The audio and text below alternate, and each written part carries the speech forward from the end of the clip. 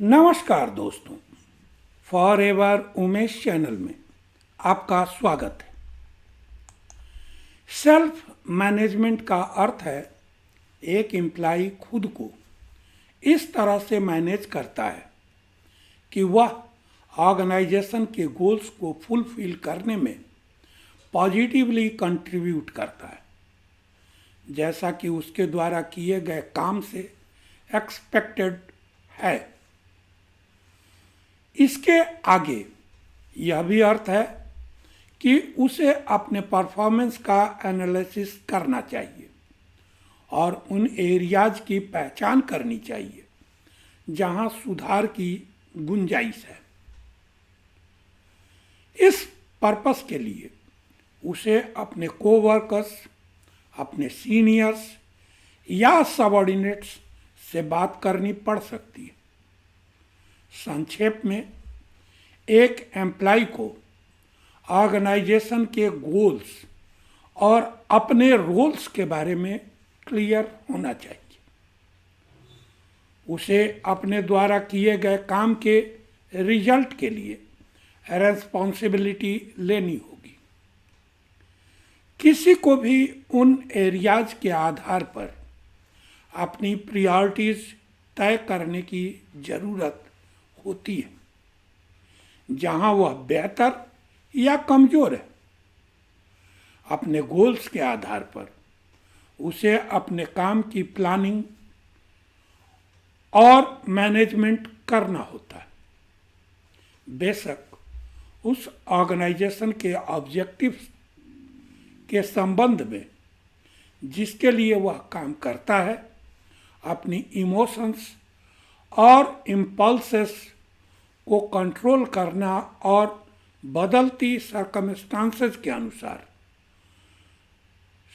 होना शामिल है। इस स्किल्स को अचीव करने में मेरे कुछ सुझाव हैं जो आपके लिए हेल्पफुल हो सकते हैं। उसमें पहला है अपना पर्सनल विजन और गोल्स। जैसे हर कंपनी का अपना विजन और गोल होता है, वैसे ही हमें भी अपने गोल्स सेट करने चाहिए। यह हमें हमारे काम को डायरेक्शन और मोमेंटम देता है। साथ ही एक एम्प्लाई को अपनी कंपनी के विजन और गोल्स से फैमिलियर होना चाहिए। आपको ऑर्गेनाइजेशन की कल्चर और उसकी वर्किंग स्टाइल से परिचित होना चाहिए। अपने परफॉर्मेंस का सेल्फ असेसमेंट करें कि आपने किसी पर्टिकुलर टास्क को पूरा करने के लिए किस स्किल्स लेवल को अचीव किया।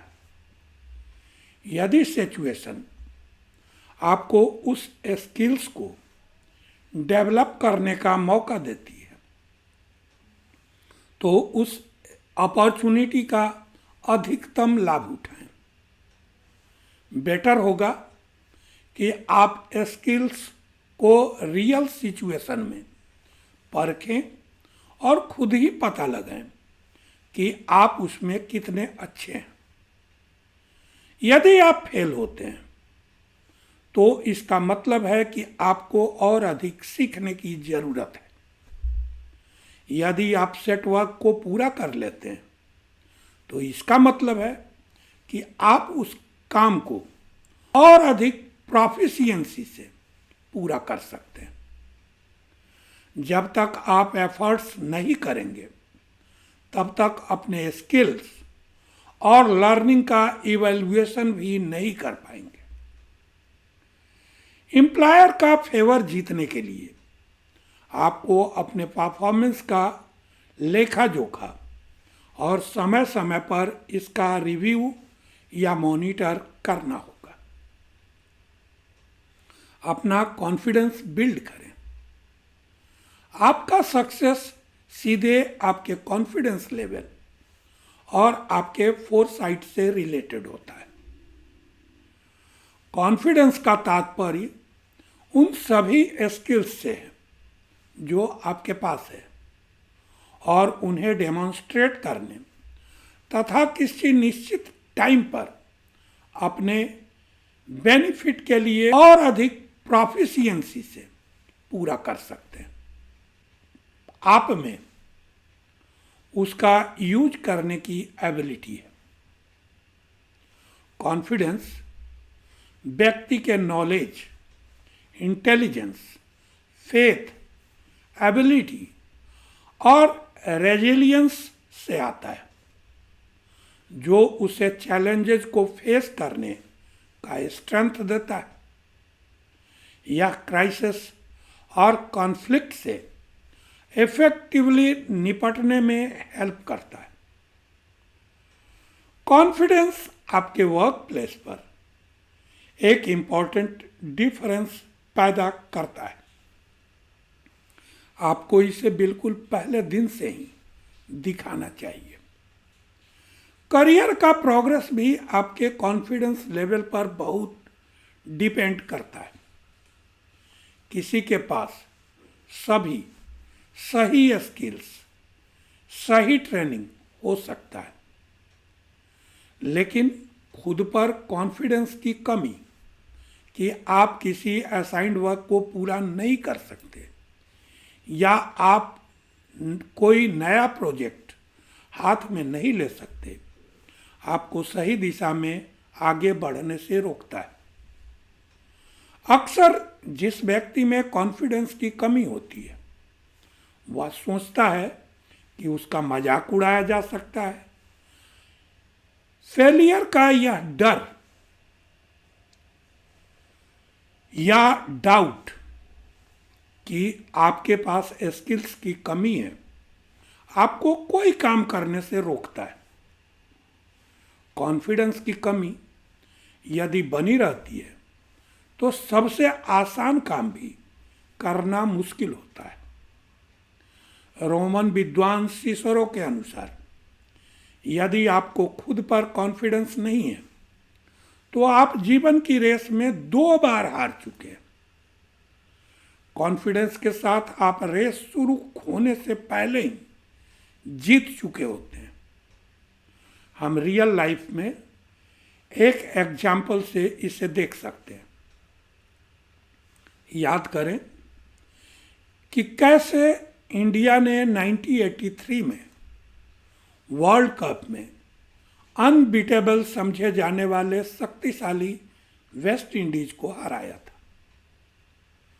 वह तत्कालीन कैप्टन कपिल देव के कॉन्फिडेंस के कारण संभव हो पाया था। जब उन्होंने कहा कि भारत वेस्ट इंडीज को हरा सकता है तो टीम मीटिंग में दूसरे प्लेयर्स ने उन्हें सीरियसली नहीं लिया, लेकिन उनका कॉन्फिडेंस इतना कॉन्टेजियस था कि वह दूसरे क्रिकेटरों तक फैल गया और यह तब तक जारी रहा जब तक टीम ने फाइनल में 183 रन के मामूली स्कोर को डिफेंड किया। उनके कॉन्फिडेंस ने टीम की हेल्प की, जो टूर्नामेंट के शुरुआत से पहले बहुत खराब परफॉर्म कर रही थी। लगभग यही सक्सेस स्टोरी वर्ल्ड कप 2011 में रिपीट की गई। हालांकि अब प्लेयर्स दूसरे थे, लेकिन कॉन्फिडेंस लेवल कम नहीं था। तो दोस्तों, वीडियो का यह सब्जेक्ट आपको जरूर इंटरेस्टिंग, इंफॉर्मेटिव और नॉलेजेबल लगा होगा। ऐसे ही कंटेंट के लिए मेरे चैनल को सब्सक्राइब करें। अगर आप किसी सब्जेक्ट विशेष पर वीडियो चाहते हैं तो अपने विचारों को कमेंट बॉक्स में शेयर करें ताकि मुझे आपके चॉइस और नीड्स की जानकारी मिले। आप 1-to-1 मीटिंग, व्हाट्सएप पर मेरा कंसल्टेशन या मेरे साथ जुड़कर बिजनेस करना चाहते हैं तो डिस्क्रिप्शन में दिए गए लिंक पर क्लिक कर फॉर्म फिल करें और सबमिट कर मेरी टीम से जुड़े।